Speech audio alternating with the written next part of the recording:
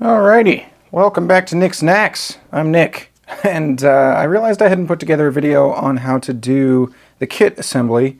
We've started selling these now on Tindie, and a couple things have changed. Number one, if you take a look at this new board, there are going to be two different versions of the kit.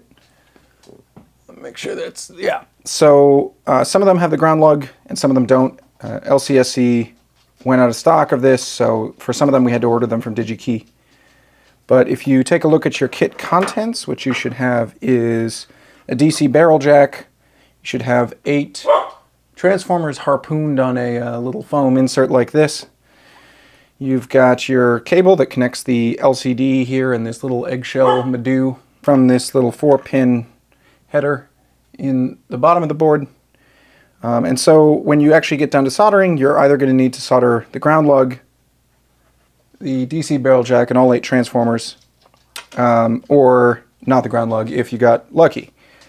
So basically, you're just going to have to solder these. Rob fashioned this wild jig which holds all the parts actually, and if you do it just right, you can drop it on like that and it'll actually seat all the parts through. But, you know, use a helping hand, whatever you got to do.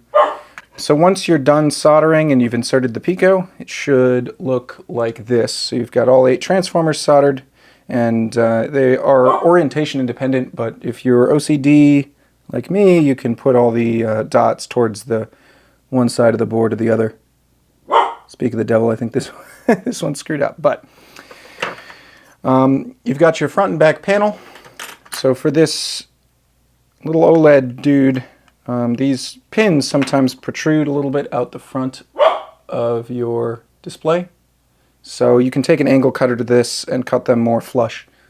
And then basically these 4 little M2 screws and bolts that are contained in this package are going to go through the display. And when you're all done with that, you should have a package like this. You've got your display here, ports in the back. One snafu is that the silk screen to tell you which pin is which is on the side that's towards the board. So with these displays, your ground is going to be on the left. So, and the easy way to remember that is when you go ahead and hook it up to the board, the white is going to be ground because that seemed more plausible than red. And so you plug it in that orientation with the ground on the left, and then the same orientation with the white on the left goes onto the LCD. And you're all set to go.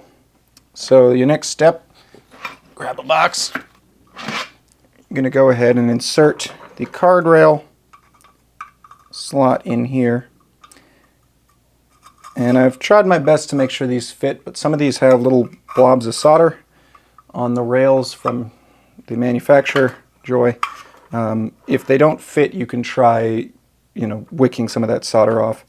But I think with the kits, I did double check to make sure each board fit in each case with the tolerances. So you're going to go ahead and assemble this like this. The front panel here. You're going to take 4 of these M3 screws and drive them in there. Just make sure they don't go in cattywampus. They do turn relatively easily once you get the threads lined up. Don't cross thread them. Or do, you know. And then the rear panel is going to go on like this. Just make sure when you're soldering the DC barrel jack to make sure you get it reasonably square.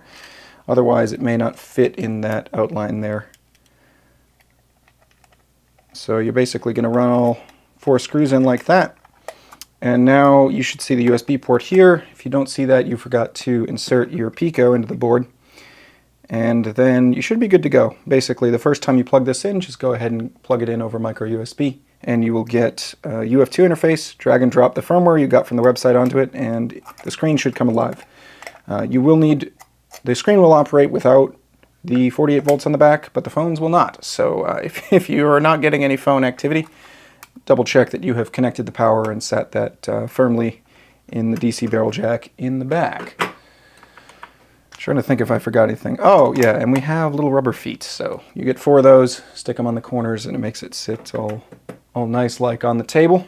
I think Rob may be able to, this is a 3D printed jig. We're working on it a little bit. It's a little fiddly right now to get seated, but it does work pretty well because it holds all the parts in there. That helps make this a little bit less painful for me to do 50 of them.